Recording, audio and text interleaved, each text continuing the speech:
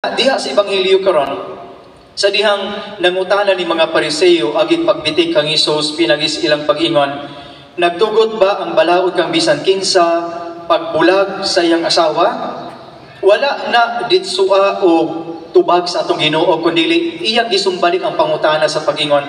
Sabi gitudlong Moises, niya tungod kay lagi ganahan sila nga maghimo gyud sa ilang gusto. Muna nga ilang gigamit ang regulation ni Moises sa sinugdanan. Pinagi silang pag-ingon nga, nitugot ra ba gyud ning si Moises nga ang bana makahimo o pagbulag sa iyang asawa after providing her a letter of divorce. Sa kakaraanan, aduna gyoy regulation nga pwedeng makabulag ang bana sa iyang asawa.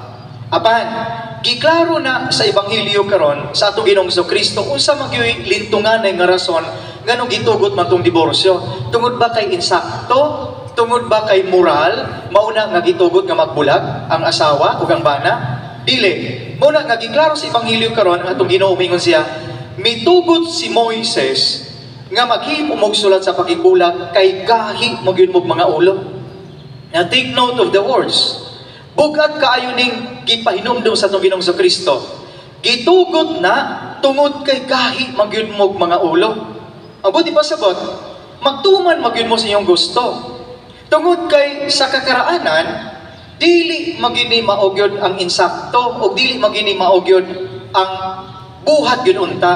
Apan, tungod sa kagahi sa ulo sa unang mga tao, nga ganahan di sila maghimo sa ilang gusto, mauna nga gabulag ang magtiayon. Ang panagbulag kaniadto na himong rampant na kaayo, nga tungod sa kadaghan sa gabulag, it is almost impossible nga mahunong ang panagbulag. Mauna nga si Moises mihimo og usa ka lagda aron pagkontrol sa panagbulag nga nahimo nang naandan sa mga tawo kaniadto. Now kini mo'y ato ang klarohon ha. Nahimo ng naandan. Pero dili tanang naandan insakto o moral. Dili tungod kay naandan o gihimo sa kadaghanan nga insakto o moral. Dili gina mao. Example, kanang sugal sa piyesta, moingon man na sila, naandan naman ni Padre. Tinuod, naandan na. Pero nagpasabot ba kay abi kay naandan moral o insakto? Dili. Nya mao ni nahitabo karon sa sinugdanan ang panagbulag nahimong naandan nila nga tungod sa kagahi sa ulo sa mga tao nga magbuot gyud og sa insakto o kung sa ilang ganahan nahimo na nga ang panagbulag murag nahimong norm nila. Mao na nga gihimo ni Moises aron dili maguba ang panagminyo, naghimo siya regulation, naghimo siya requirements kanang letter of divorce.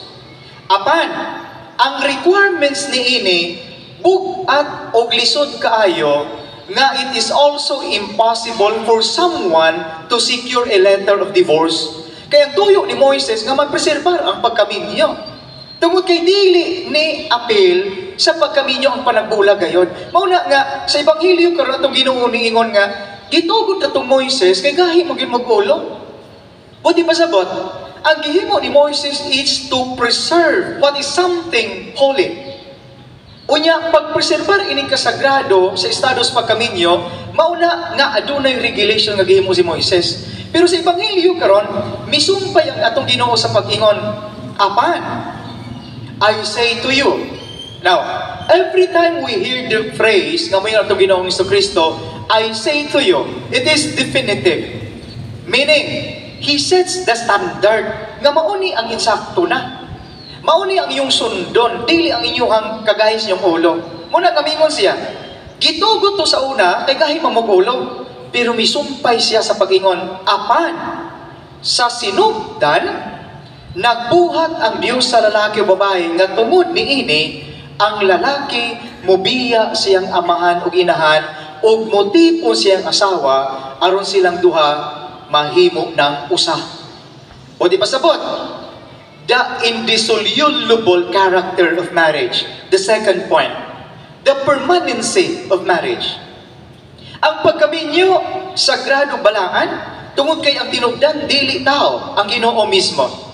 O tungod kay ang katuyuan sa pagkaminyo, mao man ang kahiusahan, na walay bisag usa nga tao nga pwedeng makaguba kayo niini. Yang mo manigisgutan sa Ebanghelyo. Ang atong Ginoong Kristo mismo miingon man gyud nga sa sinugdan. The purpose of marriage is unity. Separation and divorce dili kinakabahin sa original nga kinaiya sa pagkaminyo. Kaya ang pagkaminyo kay usahan gina.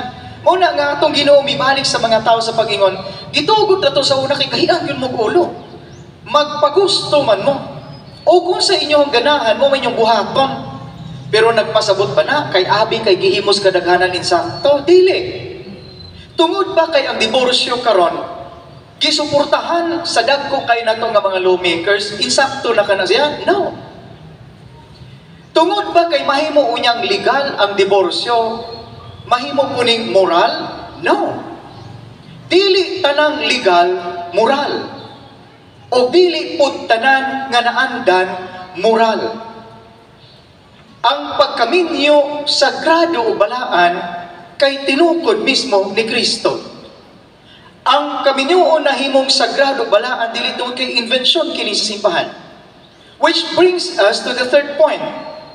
Towards the end of the gospel, giklaro gina sa atong Ginoo nga ang duha mahimo ng usa. Walay bisag kinsa nga pwedeng makabungkag sa pagkaminyo, bisag kinsa pa kang panguluha, bisag unsa pa ang imong gahom. Kini ra gyud ang atong timan-an mga igsuon. Og mao gini unta ang dag-on og hinumduman sa kadaghanan.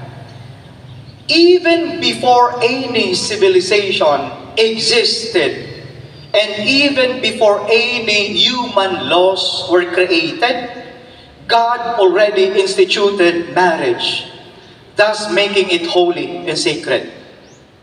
Gauna ang institusyon sa pagkaminyo, bisag wala pa'y balaod nga namugna sa kalibutan. Bisag wala pa'y gobyerno, gimugna na sa Dios ang pagkaminyo. Walay bisag kinsa nga pwedeng makabungkag sa pagkaminyo. Now, moarita sa reality. Mao man ni ang gitudlo gid kanatong sa Ebanghelyo. Atong dadon ang atoa karon nga sitwasyon sa realidad. Ngano magyong magbulag ang magtiayon? Ngano magyong mabungkag ang pamilya? Dili man ko minyo, apo ko kasulay ko minyo, dili na pogyo ko maminyo. Pero daghan kong classmate nga kaila nga nangaminyo. Mauna nga naapo ko'y gamay nga background sa kinabuhis pagkaminyo. Kanang uban maingon sila, dili man pwede nga ang simbahan may mutudlo na to sa pagkaminyo. Tungod kay wala man na sila kaagis pagkaminyo. Dahan, kinahanglan din natong sulayan. Yang musugot mo, musulay mi. Ulahin na. Nausa may pipilas mga rason nga na magyong magkabungkag ang pamilya. Nga na magyong maabot sa punto nga magbulag. Ang pinaka-common is kanagyong sila nga, padre di na gyud may magkasabot.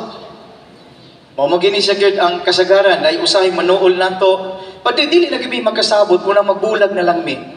Anong maabot man gyud punto gyud nga managbulag dili magkasabot? Nganong dili man pud magkasabot? Mobalik ta sa Ebanghelyo, dahil mo mag-ulo. Tagas mo pride. Tagas mo pride. Munang dili magkasabot, kay naay usa nga dili mo paubos. Di ba? Kayong magkasabot paunta mo, o napay usang mo paubos, din magkasabot yun mo. Nya, init kayong ulo, o nya, dihapon man naglalis, parihara nagbaga ba, inyo na lang kitayhupan o maayo mo siya, o gina siya. There is a need to sacrifice your pride. Mauna nga dili man magkasabot, then talk and be humble. Aron nga magkasabot, napuyuban mo sila, padre, irresponsable ra kaya akong partner, padre, dili na gyud kayo na akong matabang, hinapat na gyud kaayo.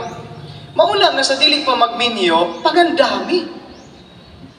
Mamili gani mong sinina, mag-canvas mong gani mo, mabilik-pilik pag yun mo, kana na inyong minyuan. Panaglitan inyong minyuan, mahilig rag ML, then usaon ninyo pag-expect nga, mahimo ni siyang responsable. Kung panaglitan, igo ra mong gamansari, niya magminyo na mo, kuyawan ganit niya na. Naiuban nga magmansari.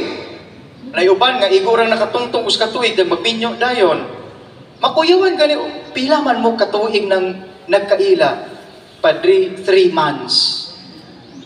Unsaon ninyo ni anak pag-expect nga responsable yung partner kung wala insaktong pagpangandam? Di gani kay balong mulungag. Di gani kay balong manghugas. Di gani kay balong mupiko sa ilang unlan o sa ilang habol. Magminyo mo, madahan. Gani kung magminyong 50 nako. Kamu pa, kabalo na kong mulungag. Kay balo kong muunon, muutan. Inyong hang minyuan, dili gani kay balong manghipos. Dili kay balong manghugas. Then, how can you expect nga mahimong responsable mo inyong partner? Maayo ras my day. So mga batanon, pili og maayo yung partner. Mahibaw-an man na siya. Muna nga mahimong irresponsable kay dili man maayong pagkapili. And that is the symbolism of the cord. Diha sa pagkaminyo sa ritual, partnership. Marriage is all about being partners in life. Dili kay usara. Okay? Biyang kasagaran po sila nga, Padre, di na gyud matabang, magbulag lang mi kay nagkalisod-lisod na gyud mi. Precisely nagkalisod-lisod kay uban magminyo wala pay trabaho. Makuyawan, during the interview, mangutana gyud ko, unsa imong trabaho? Padre, mangita pa ko, bali. Dapat magminyo kana na kay trabaho aron ikabuhi. I mean, that's being practical and being realistic karon. Duha gani mo, galisod na mo, samot nagmanganak mo. Mauna nga pangandami, nganong magkalisod maging ang pagkaminyo? Dili ni sa pag-ingon nga sayop ning mangandam taha, kining mag-decorate, wala man na sayop ni Ana. Pero kung paralitan maganing apikis budget, ayaw po laman mo pag picture-picture ka ng usana, prenuptial picture-picture yung tag 15,000. Kaya mangutang pagyud mo. Ya gakalisod na gani, wala pa gasugod ang kinabuhis pagkaminyo na anamoy utang. Samot yun mo kalisod, be practical. Tanawa na, sa simbahan mo over ganit taglibreng kasal. Tungod kay ganahan tang mutabang. Yang ending di ay nakahibalutang nangutag tag 50,000 sa lending. Nga naman, kay ito ay make-up na tag 20,000. Nga maura mang naunga gihapon. Kuman mausap. Kuyawan, ganita kay murag dili naman ang inyong partner. Kay perti bagaas make-up. Ay, walay sayop ni ana ha? Walay sayop ng mangandam. Kay kausara mo kaslon. Walay sayop ng magbutang tag decoration. Walay sayop. But be practical. Kung walay ikagasto, ayaw pangutang. Uya, kamo pong bahinan, labi na ning mga ginikanan, di rin pangasaba ha? Labi na ng mga ginikanan, ayaw pwede taon mo diman o maayo mga ayo tag 100,000 para sa iyong anak mo sa mga ibaligya. Pero ting mahala usahay, mga itag 20,000. Unya, ayaw po dali-daliha ang pagkaminyo, palihog in taon. And this is one of the misconceptions among Catholics. Padre, dili may magpakasal sa simbahan at durami sa sibil. Kay katong kasalang, Padre, dinalian. There is no such thing as kasal nga dinalian. Kay ang requirements sa civil, maura pod ang requirements sa simbahan. Ayaw dali-dalia ang pagkaminyo, kay dili ni trial and error. And lastly, kinigyod ang hinumdumi niyo tanan. Mga igsoon, kung doon na mo'y gadgets nga magka-problema, muadtog yun mo sa manufacturer o sa gibaligyaan niini o sa tindahan. Buti pa sabot, muadto tas expert. Kung ang inyong sakyanan naguba, muadto kita sa kasa sa gabaligya niini. Kung ang inyong sound system naguba, adto po ta sa electronics niini nga mga tindahan. Buti pa sabot, we always seek the help of the expert and the manufacturer niini. Sa samang paagi, kung ang pagkaminyo ninyo nagka-problema na, let us always go back to the source. Dili ang tao ang hinungdan sa pagkaminyo, tuas-taas. Niadtong gabulag, o niadtong gaplanong magbulag, kinilagay ang ipangutana, unsa may problema, o kinsa ang problema? Is it the sacrament of marriage? Or the couples? ang magtiayon baya. So tungod kay ang magtiayon ang dunay diferensya, then let us address the problem sa magtiayon. Ayaw hilapti ang sakramentos pagkaminyo kay sagrado o balaan kini siya. Ayaw ang unsay gimugna sa Dios nga sagrado o balaan tungod lang sa atong comfort nga mangita taghayahay sa kinabuhi. Walay hayahay sa kinabuhi samtang buhi pata. Mauna nga let us always seek the help of the expert katong tuas taas.